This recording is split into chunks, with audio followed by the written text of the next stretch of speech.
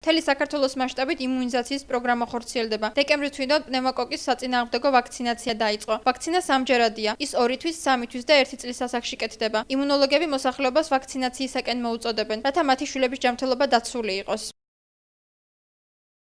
აცრების ეროვნული კალენდრის მიხედვით აცრა იწყება 2 თვის ასაკში. 2 თვის ასაკში უკეთდება ბავშვს აცრა, დიფტერია, ყივანახვალა, ტეტანუსი, პოლიომიელიტი, ჰეპატიტი, მენინგიტის. 1 წელია უკვე რაც როტა ვაქცინა შემოვიდა, ეს არის ენტეროვირუსის საწინააღმდეგო ვაქცინაცია. ხოლო დეკემბრის დასაწყისში მივიღეთ უკვე ახალი ვაქცინა, ეს არის პნევმოკოკური ვაქცინა, პნევმოკოკის საწინააღმდეგოდ, რომელიც პნევმოკოკი იწვევს ფილტვის ზოგიერთი სახეობის ფილტვის ანთებას და იცავს აგრეთვე ბავშვებს მენინგიტისაგან.